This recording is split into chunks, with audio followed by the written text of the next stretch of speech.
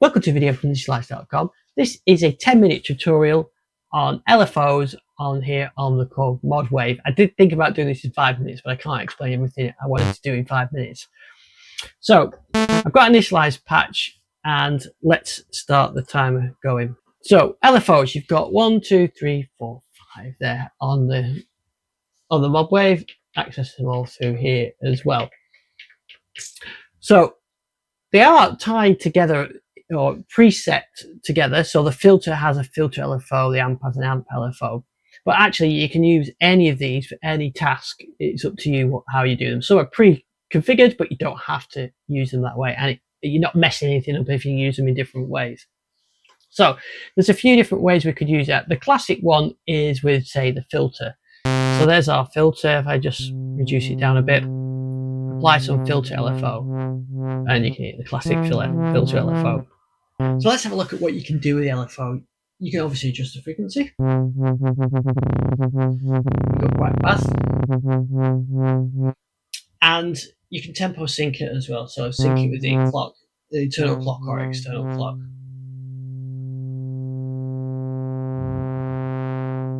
I'll leave it off for now. Now there's some other interesting options.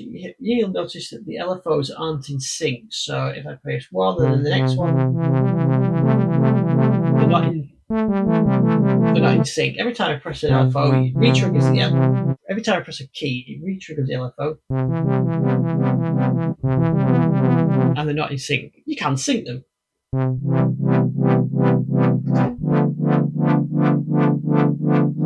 So that's a nice feature, but what I really like is this free run thing. So what this does is doesn't restart the sequence every time you press the LFO. It doesn't restart every time you press a key. It doesn't restart the LFO. It leaves it constant running, which gives you nice effects. Like you could have it slower. So let's slow that down, and it will bring it in. Let's put say an arpeggiator on it.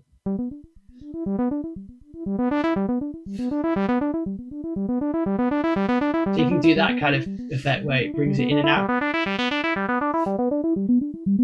Now without the sync and the free running, you don't get that effect because it's constantly re-triggering the LFO back to the start of its cycle. So if you want to do that, then you need the free running. Instead, if you want to restart that cycle, you can trigger it from something else. So you can trigger it from another LFO or even a damper pedal.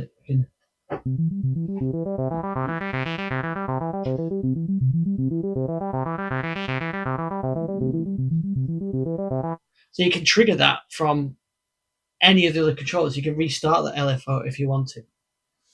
Now, we're talking about frequency. One interesting trick is you can do is to change that frequency of the LFO by something else. So very simply, you could do it through a mod control like this.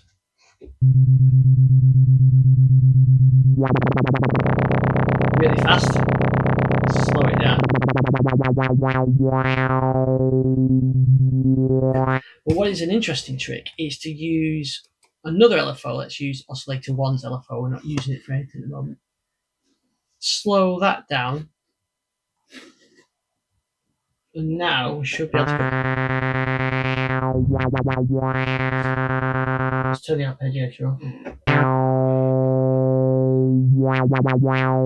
You can hear that speed is being changed by that.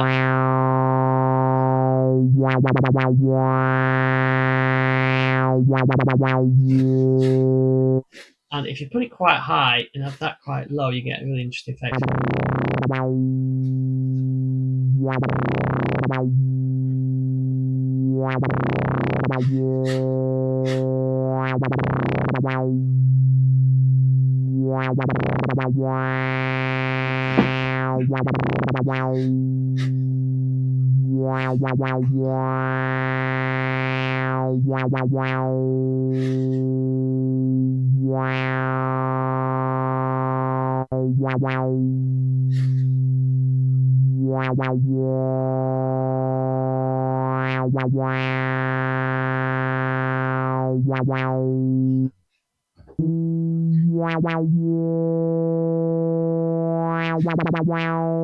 So there you can see you've got the LFO is being changed by that other LFO. So you get use that for some interesting effects as well. Let's take that off for now. Now let's have a look at some of the options you've got in here. You've got delay and fade. So for this now, I'm going to turn that off. And we're going to look at pitch LFO. So I'm going to turn the pitch LFO on. Now what I quite like sometimes is you put some delay on it. And then you hear it kick in like that. But what I think often sounds better is if you use the fade. So if I use the fade, just the fade, you can hear it start off without it and build in to the filter up. If you combine the two, you get a more natural sound, I think, where you get no LFO until you sustain the note. Then you hear it. So let's just turn that speed up a bit. Turn these down.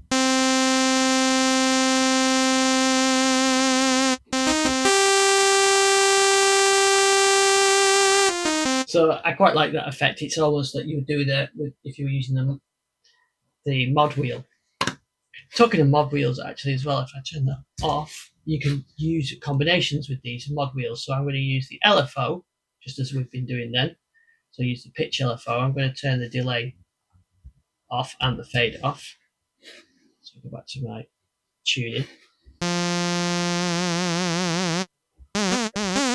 And there it is all the time, but I also combine that with the mod wheel.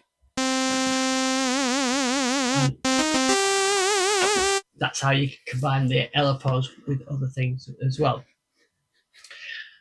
Other interesting things you've got in there. Now I'm going to choose a vocal sound as a wavetable, and I'm going to use oscillator 1's LFO. I know we used it for playing with the low frequency, but I can use that. There you are, you can hear. So there's us switching through that. Let's have a look at some of the options we've got there though. We've done the delay and the fade. We can change that curve. So we've got those curve options. So it sort of smooths out the curve. So it's like smoothing out that triangle wave. So what the offset does is change the 0 point of that waveform. So it's effectively all positive. If it's 50% positive, 50% negative. And you can alter the phase of it as well. All these can be modified as well. So I've just put the eval sound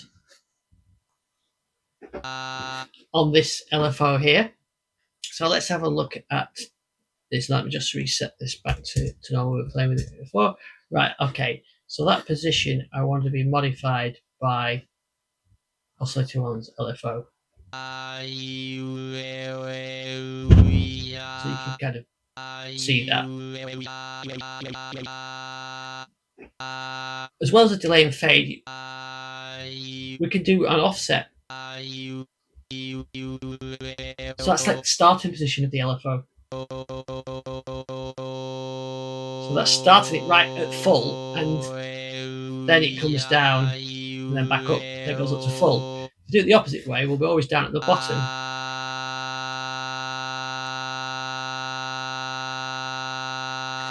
And it never drops down. So what you need to do is you would need to set it to the middle to be able to hear this. There we can hear it. So it's up to you. You've got these different ways of processing. And if I put it back to the middle, and you go through the full range now. We can alter the phase of it. So that's the starting phase, and of course we've got the free running option as well. So that's another option you got with it. So that's took 10 minutes up now. I could do another 10 minutes, but I did promise 10 minutes, so I won't do. But you can use these LFOs to modify your pitch, your detuning. You can combine it to make it detune. You can alter your LFO. You can alter your wavetable position. You can make it morph between different wavetables. You can do syncing. So much you can do with this. Any of these parameters, you can pan in, anything you can do. So it's well worth investing time to learn the LFOs. And like I said, they can use them anywhere on the synth, more or less. So I hope that helps. If you've got any areas you'd like to investigate for the Modwave or multipoly or the Wavestate, let me know, leave a comment, and I'll take a look at it. Thanks for watching.